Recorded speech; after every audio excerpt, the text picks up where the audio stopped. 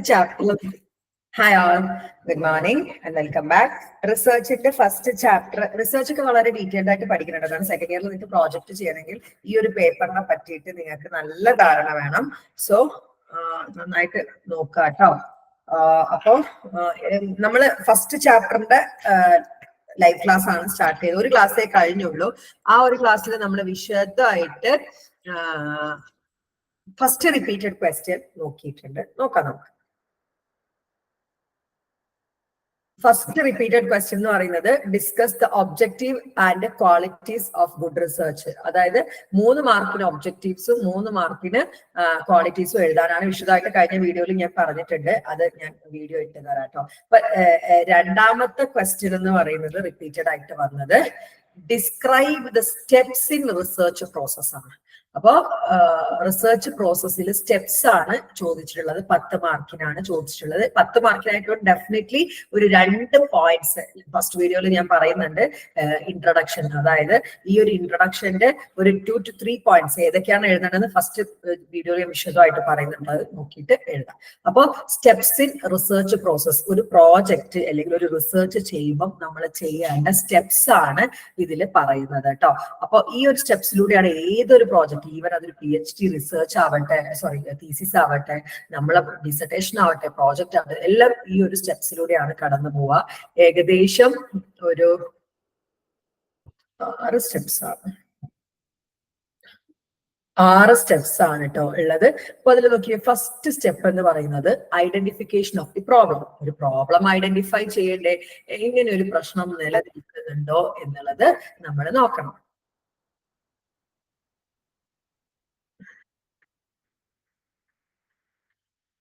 Srinivas sir, good morning Srinivasan sir.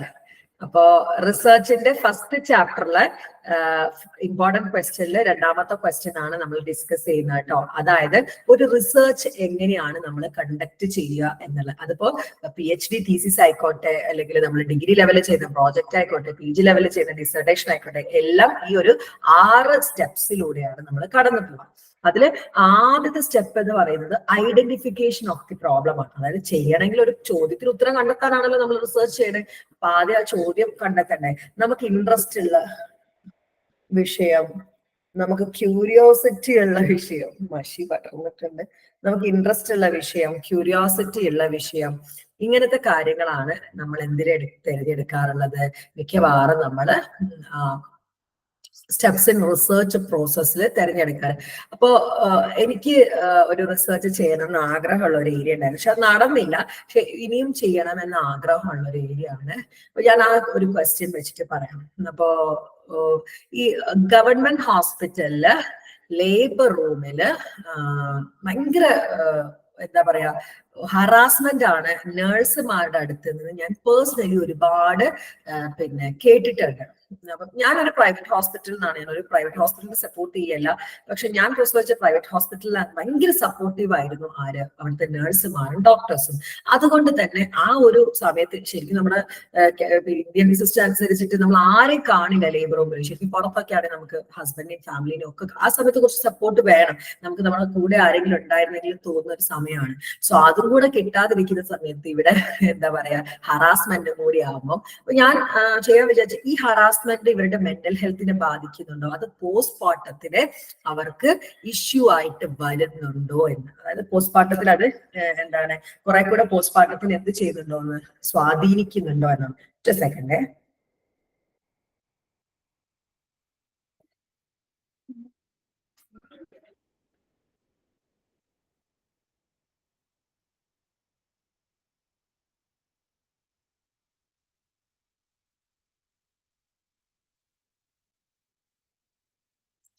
അപ്പൊ ഒരു question കണ്ടെത്തി അല്ലെ. അതായത് ലേബർ റൂമിലെ നഴ്സുമാരുടെ ആറ്റിറ്റ്യൂഡ് പേഷ്യൻസിന്റെ മെന്റൽ ഹെൽത്തിനെയും പോസ്റ്റ്മോർട്ടത്തെയും ബാധിക്കുന്നുണ്ടോ?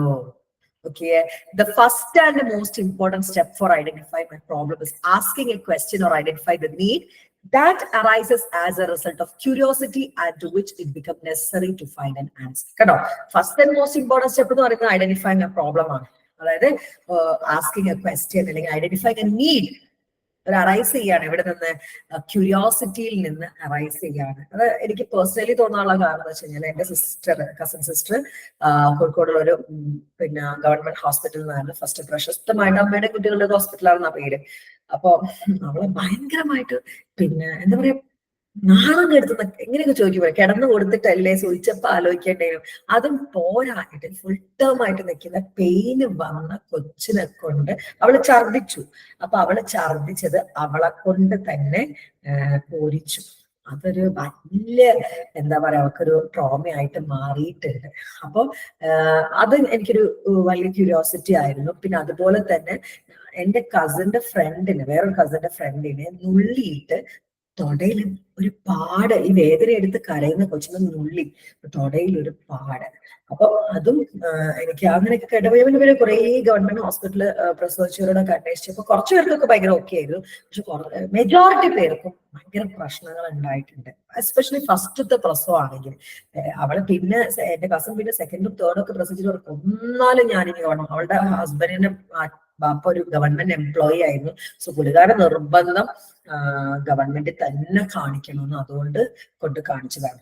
The research question determine the direction of study and researchers have to struggle a lot in identifying and articulating the same. കേട്ടോ, റിസർച്ച് ക്വസ്റ്റ്യൻ ആണ് റിസർച്ച് എങ്ങോട്ട് പോകുമെന്ന് നമുക്ക് മനസ്സിലാവും. അതുകൊണ്ട് തന്നെ പിന്നെ റിസർച്ചേഴ്സ് സ്ട്രഗിൾ ചെയ്യണം, കുറേ ടൈം എടുത്ത് വളരെ ആലോചിച്ചിട്ടൊക്കെയാണ് ഇത്തരത്തിലുള്ള ഒരു ക്വസ്റ്റ്യനിലേക്ക് എത്തിച്ചേരുക.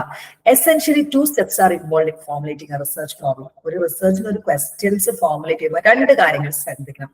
Understanding the problem thoroughly and rephrasing the same into meaningful terms. കണ്ടോ, ആ പ്രോബ്ലം thoroughly അണ്ടർസ്റ്റാൻഡ് ചെയ്തിട്ടാണ് ഞാനത് ഒരു മീനിങ് ടേംസിൽ, അതായത് ഹോസ്പിറ്റലിലെ നഴ്സുമാരുടെ ആറ്റിറ്റ്യൂഡ് മെന്റൽ ഹെൽത്തിനെയും പോസ്റ്റ്മോർട്ടത്തിനെയും ബാധിക്കുന്നുണ്ടോ?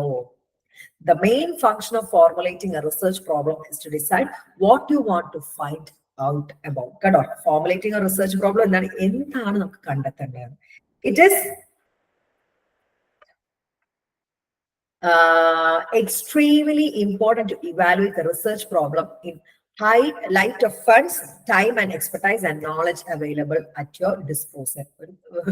റിസർച്ച് പ്രോബ്ലം തയ്യാറാക്കുമ്പോൾ ആ റിസർച്ച് ചെയ്യാനുള്ള ഫണ്ട് നമ്മുടെ കയ്യിലുണ്ടോ, ചെയ്യാനുള്ള ടൈം ഉണ്ടോ, അതിൽ ഞാൻ എക്സ്പെർട്ടൈസ് ആണോ, അതിനുള്ള നോളജ് അവൈലബിൾ ആണോ എന്നൊക്കെ നോക്കേണ്ടതും നിർബന്ധമാണ്. It is equally important to identify any gaps in your knowledge of relevant disciplines such as statistics required for analyse. അതുപോലെ തന്നെ നമ്മൾ പിന്നെ റിസർച്ച് ചെയ്യുമ്പോൾ SPSS ഒക്കെ ചെയ്യാനുള്ള നോളജും നമുക്കുണ്ടോ എന്നുള്ളത് ഐഡന്റിഫൈ ചെയ്യണം. For identify a good solvable problem, the investigator undertake the review of literature. ഇനി അടുത്ത സ്റ്റെപ്പ് ഞങ്ങളൊക്കെ പഠിക്കുന്ന സ്റ്റെപ്പ് തന്നെയാണ്, പക്ഷെ ഇത് ഫസ്റ്റ് സ്റ്റെപ്പിന് അണ്ടറിലായിട്ടാണ് നിങ്ങൾക്ക് വരുന്നത്. അതായത് ഇനി ഒരു ഗുഡ് സോൾവബിൾ പ്രോബ്ലം ആണോ എന്ന് ഐഡന്റിഫൈ ചെയ്യണമെങ്കിൽ നമ്മൾ ലിറ്ററേച്ചർ റിവ്യൂ ചെയ്യണം. അതായത് ഈ സ്റ്റഡിയുമായിട്ട് ബന്ധപ്പെട്ട് വേറെ സ്റ്റഡീസ് ഏതിലെങ്കിലും നടന്നിട്ടുണ്ടോ, ഈ വേരിയബിൾസ് വേറെ ആരെങ്കിലും പഠിച്ചിട്ടുണ്ടോ എന്നൊക്കെ റിവ്യൂ ചെയ്യാം. വേറെ ആളുകൾ ചെയ്ത് പബ്ലിഷ് ചെയ്ത് റിസർച്ച് പോയിട്ട് റിവ്യൂ ചെയ്യാം. A body of prior work related to research problem is referred to as literature. കണ്ടോ, പ്രയർ വർക്ക് പണ്ടാരോ ചെയ്ത് വെച്ച ഈ ഞാൻ എടുക്കാൻ പോകുന്ന പ്രോബ്ലമായിട്ട് റിലേറ്റഡ് ആയിട്ട് പണ്ടാരോ ചെയ്ത് വെച്ചിട്ടുള്ള വർക്കിനെയാണ് ലിറ്ററേച്ചർ എന്ന് വിളിക്കുന്നത്. Scientific research includes A review of relevant literature. ഒരു സയന്റിഫിക് റിസർച്ച് ആണെങ്കിൽ വളരെ റെലവന്റ് ആണ് ലിറ്ററേച്ചർ റിവ്യൂ ചെയ്യണം എന്നുള്ളത്. അപ്പൊ എന്താണ് the first most important step എന്ന് പറയുന്നത്? എന്താണ്? ഒരു റിസർച്ചിന്റെ ഒരു പ്രോബ്ലം ഐഡന്റിഫൈ ചെയ്യാനാണ്. അവിടെ നമ്മൾ നീഡിൽ നിന്നും എന്ത് ചെയ്യാണ്, നീഡ് വരെയാണ്, ക്യൂരിയോസിറ്റിയിലൂടെ നീഡ് വരെയാണത് നമ്മൾ പൂർത്തീകരിക്കാൻ നോക്കാണ്, ഒരു ആൻസർ കണ്ടെത്താൻ വേണ്ടി നോക്കാണ്. ഇവിടെ റിസർച്ച് ക്വസ്റ്റ്യൻ ആണ്, ആ റിസർച്ച് എങ്ങോട്ട് പോകും എന്നുള്ള ഡയറക്ഷൻ നമുക്ക് ചെയ്യുന്നത്. അതുകൊണ്ട് തന്നെ അത് കണ്ടെത്താൻ ഒത്തിരി സ്ട്രഗിളും ഒത്തിരി എഫേർട്ടും നമ്മൾ എടുക്കേണ്ടത് ഉണ്ട്. മെയിൻ ഫങ്ഷൻ എന്ന് പറയുന്നത് റിസർച്ച് ഫോർമുലേറ്റ് ചെയ്തത് എന്താണ് നമ്മൾ കണ്ടെത്തേണ്ടത് എന്നുള്ളതാണ്. അതുപോലെ തന്നെ ആ ക്വസ്റ്റ്യൻ ഉണ്ടാക്കുമ്പോൾ ആ ക്വസ്റ്റ്യൻ ആൻസർ ചെയ്യാൻ ആവശ്യമായിട്ടുള്ള ഫണ്ട്, ടൈം, എക്സ്പെർട്ടൈസ്, നോളജ് ഒക്കെ നമ്മൾ എടുത്തുണ്ടോ നോക്കണം. അതുപോലെ തന്നെ ഈക്വലി ഇമ്പോർട്ടന്റ് ആണ് സ്റ്റാറ്റിയുടെ നോളജ് നമുക്കുണ്ടോ എന്നുള്ളത്. ഇനി ഒരു സോൾവബിൾ പ്രോബ്ലം നല്ലതാണോ എന്ന് ഐഡന്റിഫൈ ചെയ്യാൻ റിവ്യൂ ഓഫ് ലിറ്ററേച്ചർ ആണ് ചെയ്യുന്നത്. അതായത് നമ്മൾ എടുക്കുന്ന ടോപ്പിക് വേറെ ആരെങ്കിലും ചെയ്ത റിസർച്ചിന്റെ കാര്യങ്ങൾ റിവ്യൂ ചെയ്യാണ്, അതാണ് റിവ്യൂ ഓഫ് ലിറ്ററേച്ചർ. സയന്റിഫിക് റിസർച്ചിന് review of literature is very important. Okay ആണോ? എല്ലാരും ഒന്ന് പറഞ്ഞു ഓക്കെ ആണോന്ന്? ഓക്കെ ആണോ? ശ്രീനിവാസൻ സാർ ഓക്കെ ആണോ? ഞാൻ ടെസ്റ്റില്ല മാഡം, ഞാൻ നോക്കിയിരിക്കുന്നില്ല, കേൾക്കുന്നേ ഉള്ളൂ. മനസ്സിലായി, മനസ്സിലായി. Okay okay. പറഞ്ഞത് മനസ്സിലായോ നോക്കിയാൽ മതി കേട്ടോ. നോക്കണം എന്നല്ല, കേട്ടാ മതി കേട്ടോ. ഞാൻ വിശദമായിട്ടാണ് പറയുന്നത്. ഇനി രണ്ടാമത്തെ സ്റ്റെപ്പ്. അപ്പൊ നമ്മൾ ക്വസ്റ്റ്യൻ നമ്മൾ ഫോർമുലേറ്റ് ചെയ്യാൻ റിസർച്ച് ചെയ്ത പോലെ പറയാട്ടോ. Attitude of nurses effect the mental health and postmortem of pregnant ladies in labor. Okay ആണല്ലോ. അപ്പൊ നമ്മള് പ്രോബ്ലം കണ്ടെത്തി. ഇനി ഹൈപ്പോത്തസിസ് ഫോർമുലേറ്റ് ചെയ്യാണ്. ഹൈപ്പോത്തസിസ് കൊണ്ട് ഉദ്ദേശിക്കുന്നത് tentative answer to research problem. അതായത് നമ്മൾ പ്രോബ്ലം കണ്ടെത്തി കഴിഞ്ഞാൽ, ക്വസ്റ്റ്യൻ കണ്ടെത്തി കഴിഞ്ഞാൽ അതിനപ്പൊ തന്നെ ഉത്തരവും കണ്ടെത്തി വെക്കും ടെന്റേറ്റീവ് ആയിട്ട്. രണ്ട് ഹൈപ്പോത്തസിസ് ആണ് നമുക്ക് ഉണ്ടാവുക. നൾ ഹൈപ്പോത്തസിസും ഓൾട്ടർനേറ്റീവ് ഹൈപ്പോത്തസിസും. ഇല്ല എന്ന് പറഞ്ഞു, നൾ ഒന്നും ഇല്ല എന്ന് പറഞ്ഞു. അതായത് പിന്നെ നഴ്സുമാരുടെ ആറ്റിറ്റ്യൂഡ് കാരണം പ്രഗ്നന്റ് ലേഡീസിന് ലേബർ റൂമിന്റെ ഉള്ളിൽ മെന്റൽ ഹെൽത്ത് പ്രോബ്ലമോ അല്ലെങ്കിൽ പോസ്റ്റ്മോർട്ടം ഇഷ്യൂസ് ഉണ്ടാവുന്നില്ല എന്നാണ് പറയുന്നത്. അതാണ് ഹൈപ്പോത്തസിസ്. ഉണ്ടെന്ന് പറയുന്നതാണ് ഓൾട്ടർനേറ്റീവ്. ഇത് രണ്ടും നമ്മൾ ഉണ്ടാക്കി വെക്കും. ഇതിൽ ഒരെണ്ണം സ്വീകരിക്കുകയും മറ്റൊന്നിനെ റിസർച്ച് ചെയ്ത് കഴിഞ്ഞ ശേഷം ഇതിൽ ഒരെണ്ണം ശരിയാണെന്ന് പറഞ്ഞാൽ അതിനെ സ്വീകരിക്കുകയും മറ്റേത് തെറ്റാണെന്ന് പറഞ്ഞാൽ തള്ളിക്കളയുകയുമാണ് ചെയ്യുക. അപ്പൊ ആ കണ്ടെത്തിയ ചോദ്യത്തിന് ടെന്റേറ്റീവ് ആയിട്ട് ഉത്തരം കണ്ടെത്തുന്നതിനെയാണ് എന്തെന്ന് പറയുന്നത്, നമ്മൾ ഹൈപ്പോത്തസിസ് ഫോർമുലേഷൻ എന്ന് പറയുന്നത്. Hypothesis plays a key role in formulating and guiding any study. The hypotheses are generally derived from earlier research findings, existing theories, and personal observation and experiences. Kando hypothesis nammal undaka earlier research findings ninnu, existing theorykalil ninnu, observation ninnu, experiencekalil ninnu okkeyanu namme hypothesis kandatta. From a careful examination of relevant theory and previous finding, the psychologist would be able to state one or more proposition whose validity could be tested.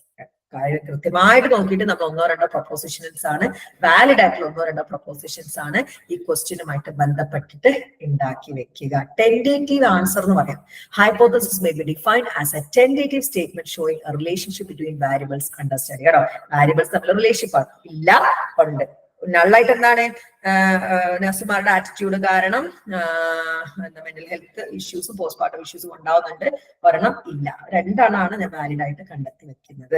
It is stated in the form of A declarative sentence. Describe ചെയ്ത് declarative sentence ആയിട്ടാണ് നമ്മൾ എഴുതി വെക്കുക. അപ്പൊ hypothesis എന്നാണ് tentative answer to research question എന്ന് പറയുന്നത്. Tentative statement showing a relationship between variables എന്നും പറയാം. ഓക്കെ ആണല്ലോ. ഇനി മൂന്നാമത്തെ സ്റ്റെപ്പാണ് identifying, manipulating and controlling variable. ഇതിൽ ഏതിനൊക്കെയാണ് നമ്മൾ മാനിപ്പുലേറ്റ് ചെയ്തത്, ഏതിനൊക്കെയാണ് കൺട്രോൾ ചെയ്തത്, വാരിയബിൾസ് ഏതൊക്കെയാണ് തീരുമാനിക്കുക. ഇപ്പൊ നമ്മുടെ ക്വസ്റ്റ്യനിൽ വരിക 3 വേരിയബിൾസ് ആണ് കേട്ടോ. ഒന്ന് ആറ്റിറ്റ്യൂഡ് ഓഫ് നേഴ്സ്, അതാണ് ഇൻഡിപെൻഡന്റ് വേരിയബിൾ. പിന്നെ ഈ ആറ്റിറ്റ്യൂഡ് ഓഫ് നേഴ്സിനെ ഡിപ്പെൻഡ് ചെയ്തിട്ട് 2 വേരിയബിൾസ് ആണ് ഞാൻ എടുത്തത്. ഒന്ന് മെന്റൽ ഹെൽത്ത്, രണ്ടാമത്തത് പോസ്റ്റ്മോർട്ടം ഇഷ്യൂസ്. അപ്പൊ എന്റെ സ്റ്റഡിയിൽ 3 വേരിയബിൾസിനെയാണ് വരുന്നത്. അപ്പൊ എന്റെ ഈ ഒരു സ്റ്റഡിയിൽ എനിക്ക് 3 വേരിയബിൾസിന് മതി. അപ്പൊ എനിക്ക് കൺട്രോൾ ചെയ്ത് നിർത്തേണ്ടത് അതർ എന്താ പറയാ ബുദ്ധിമുട്ടുകളാണ്.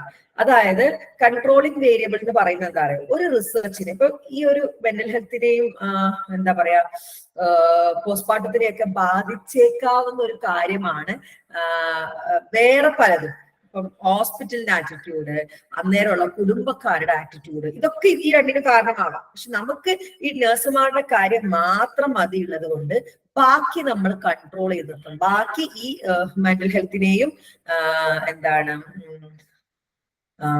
പോസ്റ്റ്മോർട്ടത്തിനെയും ബാധിച്ചേക്കാവുന്ന ബാക്കി കുറെ എണ്ണം ഉണ്ട്. അതിനെ നമ്മൾ കൺട്രോൾ ചെയ്യണം. ബിക്കോസ് നമുക്ക് ആകെ നഴ്സുമാരുടെ ആറ്റിറ്റ്യൂഡ് മാത്രമാണ്. അതായത് ഇൻഡിപെൻഡന്റിനെ പോലെ തന്നെ ഡിപ്പെൻഡന്റിനെ ബാധിച്ചേക്കാവുന്ന, എന്നാൽ റിസർച്ചറിന് ആവശ്യമില്ലാത്ത വേരിയബിൾസിനെയാണ് എക്സ്ട്രീനിയസ് വേരിയബിൾ അല്ലെങ്കിൽ കൺട്രോളിംഗ് വേരിയബിൾ എന്ന് പറയുന്നത്.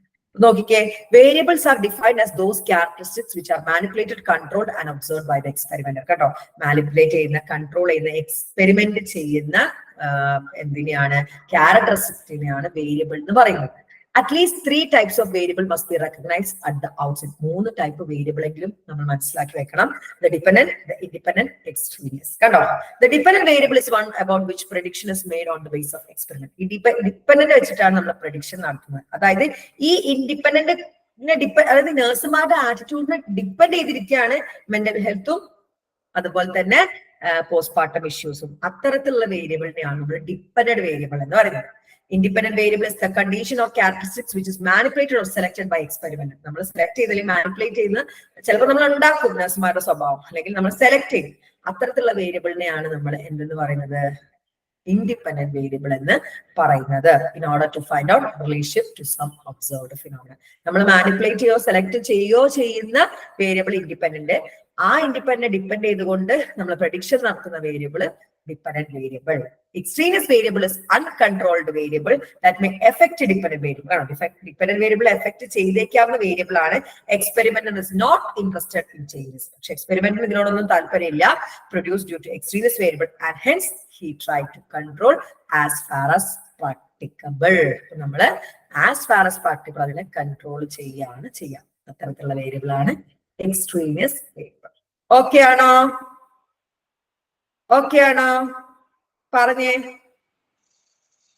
ഓക്കെ, കുഴപ്പമില്ല. അപ്പൊ ഞാൻ ഒരു ചെറിയ വർക്ക് തരാണ്. 3 പേരും കുറച്ച് റിസർച്ച് എടുത്ത് നോക്കിയിട്ട് ഓരോ സ്റ്റഡിയുടെ ആദ്യ സ്റ്റഡിയുടെ പേര് എഴുതാ. അതിൽ ഇൻഡിപെൻഡന്റ് ഏതാണ്, ഡിപെൻഡന്റ് ഏതാണ്, എക്സ്ട്രീനിയസ് ഉണ്ടെങ്കിൽ എക്സ്ട്രീനിയസ് എഴുതുക. ഓരോരുത്തരും 5 എണ്ണെങ്കിലും ഒന്ന് ചെയ്യാൻ വേണ്ടി ശ്രമിക്കാം. എന്നിട്ട് നാളെ നമ്മൾ അത് ഡിസ്കസ് ചെയ്യാം. ഓക്കെ ആണോ? ഒരു കുഞ്ഞു വർക്ക് കേട്ടോ. അറ്റ്ലീസ്റ്റ് ഒരു 5 എണ്ണമെങ്കിലും ചെയ്യാം. നിങ്ങൾക്ക് വേണമെങ്കിൽ റെഫറൻസ് ആയിട്ട് ശോധഗംഗ എന്ന് പറയുന്ന വെബ്സൈറ്റ് ഉണ്ട്. അതിൽ ഒത്തിരി റിസർച്ചുകൾ കാണാം. അത് നിങ്ങൾക്ക് എടുത്തു നോക്കിയാലും മനസ്സിലാവും കേട്ടോ. നിർബന്ധമില്ല, പറ്റുന്നവര്.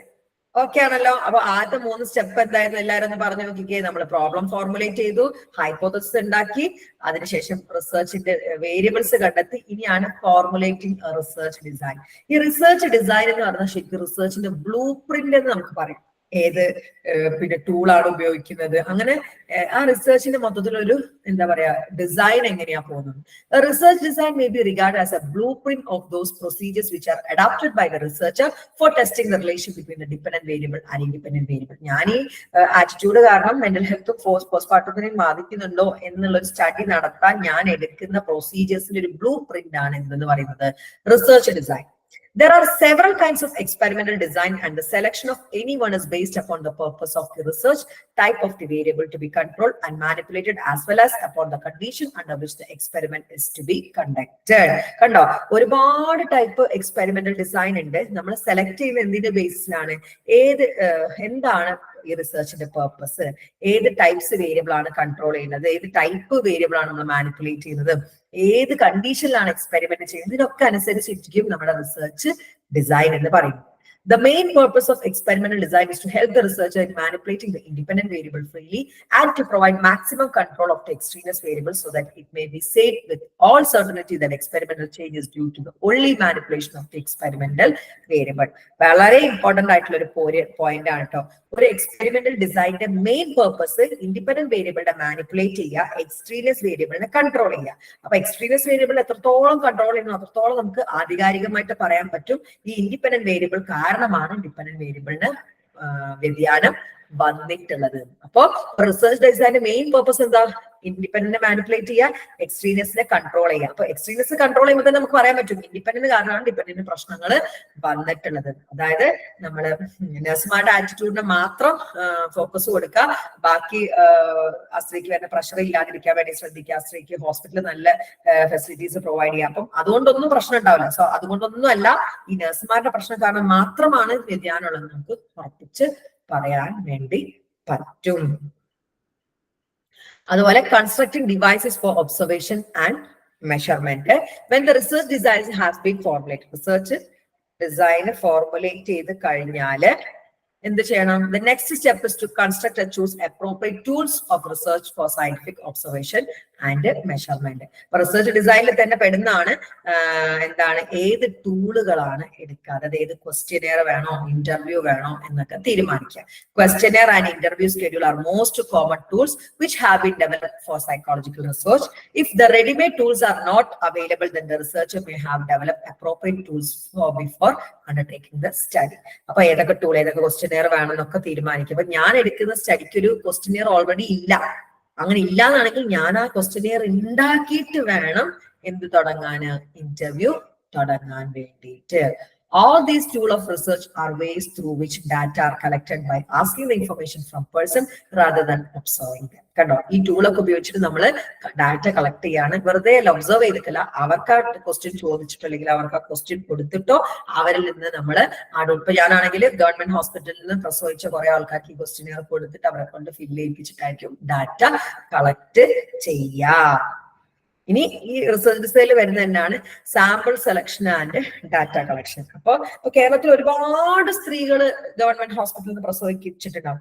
അവരെല്ലാരെയും പോയിട്ട് എനിക്ക് റിസർച്ച് ചെയ്യാൻ പറ്റില്ല. അപ്പൊ കേരളത്തിൽ മൊത്തം ഗവൺമെന്റ് ഹോസ്പിറ്റലിൽ നിന്ന് പ്രസവിച്ച സ്ത്രീകളെ നമ്മൾ പോപ്പുലേഷൻ എന്ന് പറയും. പക്ഷെ അവരെ മൊത്തം എനിക്ക് എടുക്കാൻ പറ്റില്ല. ഞാൻ ആകെ അതിനൊരു 1000 പേരെ അല്ലെങ്കിൽ 100 പേരെ എടുത്തിട്ടാണ് പഠിക്കുന്നത്. ഈ 100 പേര് സാമ്പിൾസ് എന്നാണ് നമ്മൾ വിളിക്കുക. Usually a small sample is drawn which represent the population. ഒരു സ്മോൾ സാമ്പിൾ ആണ്, ആ പോപ്പുലേഷനെ റെപ്രസെന്റ് ചെയ്തുകൊണ്ട് സ്മോൾ സാമ്പിളിനെയാണ് നമ്മൾ എടുക്കുക. The participant could be children, adolescent, college students, teachers, managers, clinical patients, or any group of the individual in whom where the phenomena under investigation is prevalent. കണ്ടോ, അതായത് participants children ആവാം, adolescence ആവാം, college students ആവാം, teachers ആവാം, managers ആവാം, clinical patients ആവാം, any group of individual ആവാം. അവിടെ ഈ ഒരു നമ്മൾ പഠിക്കാൻ പോകുന്ന ഫിനോമിനന്റെ അണ്ടറിൽ പെടുന്നവരായിരിക്കണം ഈ samples. Depending upon the nature of research problem, research may choose particular method. ഏത് മെത്തേഡ് ഉപയോഗിക്കാം? ഒബ്സർവേഷൻ ഉപയോഗിക്കാം, എക്സ്പെരിമെന്റ് മെത്തേഡ് ഉപയോഗിക്കാം, കേസ് സ്റ്റഡി ഉപയോഗിക്കാം, സർവേ മെത്തേഡ് ഉപയോഗിക്കാം, data collection. The researcher also decide how tools to be administered to collect data in individual or group. അതുപോലെ തന്നെ റിസർച്ചറെ design ചെയ്യാം, എന്ത് ടൂൾ ഉപയോഗിക്കണം, എങ്ങനെ ഡാറ്റ കളക്ട് ചെയ്യണം എന്നൊക്കെയും ആർക്ക് തീരുമാനിക്കാം? റിസർച്ചറിന് തീരുമാനിക്കാം. In data collection phase, researcher must consider the requirement of staff and assignment to them, way of increasing response rate and cost of training of staff, etc. Data collection ചെയ്യുമ്പോൾ ആ data collect ചെയ്യാൻ സ്റ്റാഫിനെ വേണോ, സ്റ്റാഫിന് എത്ര ചെലവാകും, ഈ കാര്യങ്ങളും കൂടി research design ചെയ്യുമ്പോൾ നമ്മൾ നോക്കണം. Effect of each of this must be evaluated in terms of cost, accuracy, reliability and validity. എല്ലാത്തിന്റെ എഫക്റ്റും കോസ്റ്റും വാലിഡിറ്റിയും റിലയബിലിറ്റിയും ഒക്കെ വെച്ചിട്ട് നമ്മൾ നോക്കേണ്ടത് ഉണ്ട്. അപ്പൊ 4ാമത്തെ സ്റ്റെപ്പാണ് റിസർച്ച് ഡിസൈൻ ഫോർമുലേറ്റ് ചെയ്യാന്ന് പറയുന്നത്. അതായത് എന്തൊക്കെ പ്രൊസീജിയർ ആണ്, ബ്ലൂ പ്രിന്റ്, പ്രൊസീജിയറിന്റെ ഒരു ബ്ലൂ പ്രിന്റ് ആണ്. എങ്ങനെ മാനിപ്പുലേറ്റ് ചെയ്യണം, എങ്ങനെ കൺട്രോൾ ചെയ്യണം. മെയിൻ ആയിട്ട് റിസർച്ച് ഡിസൈനിന്റെ ഒരു പർപ്പസ് എന്ന് പറയുന്നത് പിന്നെ ഇൻഡിപെൻഡന്റ് വേരിയബിളിനെ മാനിപ്പുലേറ്റ് ചെയ്യുക, എക്സ്ട്രീനിയസ് വേരിയബിളിന്റെ മാക്സിമം കൺട്രോൾ ചെയ്യുക. പിന്നെ റിസർച്ച് ഡിസൈനിൽ വരുന്നതാണ് ഡിവൈസസ്, ടൂൾസ് ഏതാണെന്ന് തീരുമാനിക്കുക. ക്വസ്റ്റ്യനെയർ ആണോ, ഇന്റർവ്യൂ ആണോ എന്നൊക്കെ തീരുമാനിക്കുക. നമുക്ക് ടൂൾ ഇല്ലെങ്കിൽ സ്വന്തമായിട്ട് ടൂൾ ഡെവലപ്പ് ചെയ്യണം. പിന്നെ സാമ്പിളിനെ സെലക്ട് ചെയ്യുക, പിന്നെ ഡാറ്റ കളക്ട് ചെയ്യുക. ഇത്രയുമാണ് റിസർച്ച് ഡിസൈനിൽ നമുക്ക് വരുന്നത്. ഓക്കെ ആണോ? 10 മാർക്കിന് ഇത്ര നീട്ടി എഴുതണ്ട കേട്ടോ. ഓരോന്നിലും ഒരു 3-4 പോയിന്റ്, 5 പോയിന്റ്സ് വെച്ച് എഴുതിയാൽ മതി. ഇനി 5ാമത്തെ മെത്തേഡാണ് data analysis and their interpretation എന്ന് പറയും. Data analysis and interpretation. അപ്പൊ നമ്മൾ ആദ്യം റിസർച്ച് പ്രോബ്ലം ഫോർമുലേറ്റ് ചെയ്തു, 2ാമതായിട്ട് നമ്മൾ ഹൈപ്പോത്തസിസ് ക്രിയേറ്റ് ചെയ്തു, 3ാമതായിട്ട് എന്ത് ചെയ്തു, നമ്മള് വേരിയബിൾസ് ഏതൊക്കെയാണെന്ന് തീരുമാനിച്ചു, 4ാമതായിട്ട് റിസർച്ച് ഡിസൈൻ ഉണ്ടാക്കി. ഇനി 5ാമതായിട്ട് അനാലിസിസ്. ഈ കളക്ട് ചെയ്ത ഡാറ്റ കളക്ട് ചെയ്ത് കഴിഞ്ഞല്ലോ, ഈ കളക്ട് ചെയ്ത ഡാറ്റ സ്റ്റാറ്റിസ്റ്റിക്കൽ മെത്തേഡ് വെച്ചിട്ട് അനലൈസ് ചെയ്യുക, എന്നിട്ട് ഇന്റർപ്രറ്റ് ചെയ്യുക. അതാണ് 5ാമത്തെ step. After making observation and data collected are analyzed with the help of quantitative, statistical, qualitative technique. കണ്ടോ, ഈ കളക്ട് ചെയ്ത ഡാറ്റ അനാലിസിസ് ചെയ്യുക എന്ത് വെച്ചിട്ട്? വേരിയസ് ക്വാണ്ടിറ്റേറ്റീവ് ഓർ സ്റ്റാറ്റിസ്റ്റിക്കൽ അല്ലെങ്കിൽ ക്വാളിറ്റേറ്റീവ് ടെക്നിക്ക് ഉപയോഗിച്ചിട്ട്. Careful scrutiny of the data is a critical aspect of scientific method. The purpose of the analysis is to make sense of the data and see what light they throw on the problem and hypothesis of the study and draws conclusion accordingly. But careful ആയിട്ട് വേണം നമ്മൾ critical ആയിട്ട് scientific മെത്തേഡിലൂടെ data analyse ചെയ്യാൻ. ഇവിടെ data analysis ചെയ്യുന്നത് എന്തിനാണ്? ഒരു വെളിച്ചം വീശാണ്. എന്ത് നമ്മളുടെ പ്രോബ്ലത്തിലേക്കും ഹൈപ്പോത്തസിസിലേക്കും എത്തുന്ന രീതിയിൽ ഒരു വെളിച്ചം വീശാൻ എന്ന രീതിയിലായിരിക്കണം നമ്മൾ എന്ത് ചെയ്യുന്നത്, നമ്മൾ ഡാറ്റ അനാലിസിസ് ചെയ്യുന്നത്.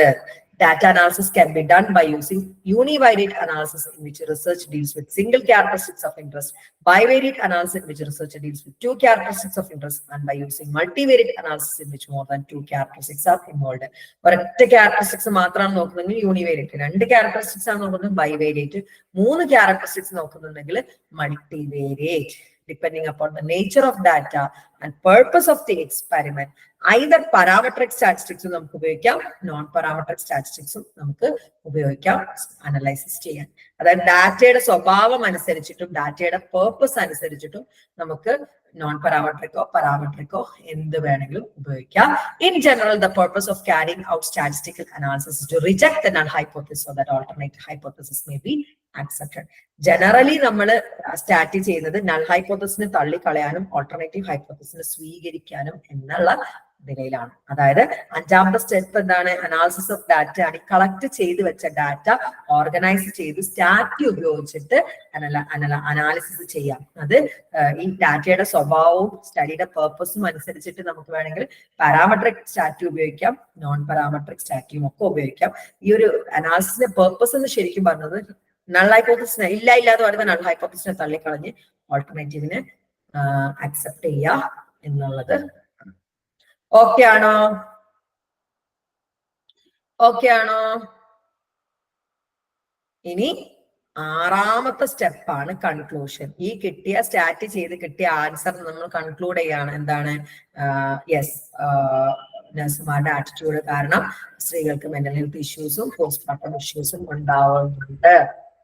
The investigator, after analyzing the result, draws some conclusion. In fact, the investigator wants to make some statement about the research problem, which he could not make without conducting his research. അതായത് ഈ research ഉപയോഗിച്ച് അയാൾ കണ്ടെത്താൻ ആഗ്രഹിച്ച കാര്യങ്ങൾ അയാൾ കണ്ടെത്തിയ കണ്ടെത്തലുകളാണ്. കണ്ടെത്തലുകളിലേക്ക് എത്തുന്നതിനെയാണ് conclusion എന്ന് പറയുന്നത്. whatever conclusion drawn research generalized is to whole population. എന്താണോ കിട്ടിയത് നമ്മൾ ഹോൾ പോപ്പുലേഷനിലേക്ക്. ഇപ്പൊ ഞാൻ ഈ 100 പേരെ വെച്ചിട്ടാണ് ഞാൻ പറയുന്നതാണ് കേരളത്തിലെ എല്ലാ സ്ത്രീകൾക്കും പിന്നെ ലേബർ റൂമില് ഉണ്ടാകുന്ന ആറ്റിറ്റ്യൂഡ് ഓഫ് നഴ്സസ് കാരണം പോസ്റ്റ്മോർട്ടം ഇഷ്യൂസും മെന്റൽ ഹെൽത്ത് പ്രോബ്ലംസും ഉണ്ടാവുന്നുണ്ട്. During this phase, hypotheses are accepted or rejected. At the same time, the conditions of the study are related to the theory or research finding from which the hypothesis originally came. അതേസമയം നമ്മൾ കൺക്ലൂഷന് നമ്മൾ hypothesis എടുത്ത് തിയറിയുമായിട്ട് connect ചെയ്തുകൊണ്ടാണ് കൺക്ലൂഷനിലേക്ക് എത്തുക. Depending on new findings, the original theory may have to be modified. Original തിയറിയിൽ അങ്ങനത്തെ ഒരു പ്രശ്നവും ഇല്ല എന്നാണ് പറയുന്നത്. നമ്മുടെ കണ്ടെത്തൽ ഇങ്ങനെയാണെങ്കിൽ നമ്മളെ കണ്ടെത്തലുകൾ അനുസരിച്ച് ഒറിജിനൽ തിയറിനെ നമ്മൾ മോഡിഫൈ ചെയ്യേണ്ടതും ഉണ്ട്. അപ്പൊ കിട്ടിയ ഡാറ്റ അനാലിസിസ് അനുസരിച്ചിട്ട് ഒരു ഉത്തരം അല്ലെങ്കിൽ കൺക്ലൂഷനിലേക്ക് എത്തുന്നതിനെയാണ് ഡ്രോയിങ് കൺക്ലൂഷൻ എന്ന് പറയുന്നത്. അവിടെ എന്താ ചെയ്യുന്നത്? ഹോൾ പോപ്പുലേഷനിലേക്ക് അത് ജനറലൈസ് ചെയ്യുന്നുണ്ട്. നൾ ഹൈപ്പോത്തസിനെ അക്സെപ്റ്റ് ചെയ്യുകയോ റിജക്ട് ചെയ്യുകയോ ഒക്കെ ചെയ്ത് ഈ ഒരു കണ്ടീഷനിലാണ്. ഇവിടെ നമ്മൾ എന്തായി കഴിഞ്ഞാലും എന്ത് ചെയ്യുന്നുണ്ട്? ഒറിജിനൽ തിയറിയുമായിട്ട് ബന്ധപ്പെടുത്തിയിട്ട് നമ്മൾ എവിടെ നിന്നാണ് ഹൈപ്പോത്തസിസ് എടുത്ത തിയറിയുമായിട്ട് കണക്ട് ചെയ്തിട്ടാണ് കൺക്ലൂഷൻ പറയുന്നത്.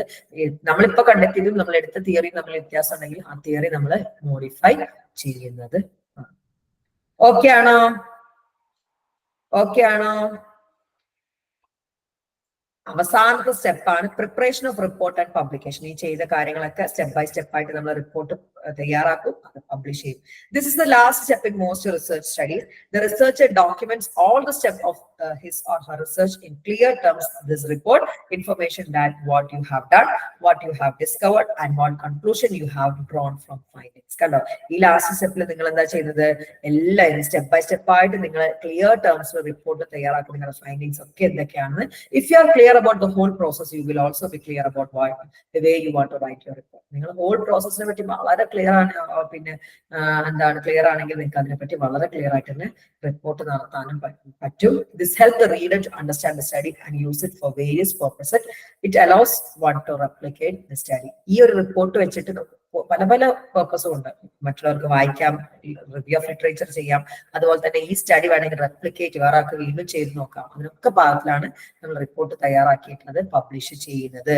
The publication of studies, scientific journals or books and in public domain make the work available for wider dissemination. Publication ചെയ്യാം, നിങ്ങൾ സയന്റിഫിക് ജേർണൽസിൽ ബുക്കായിട്ട് പബ്ലിഷ് ചെയ്യാം, പബ്ലിക് ഡൊമൈനിൽ പബ്ലിഷ് ചെയ്യാം. വൈഡർ ഡെസമിനേഷനിലേക്ക് എത്താൻ ഏത് രീതിയിൽ നമുക്ക് പബ്ലിഷ് ചെയ്യാം. അപ്പൊ 7 സ്റ്റെപ്സ് ആണ് വരുന്നത്. ഫസ്റ്റ് നമ്മൾ പ്രോബ്ലം ഫോർമുലേറ്റ് ചെയ്തു, പിന്നെ എന്ത് ചെയ്തു?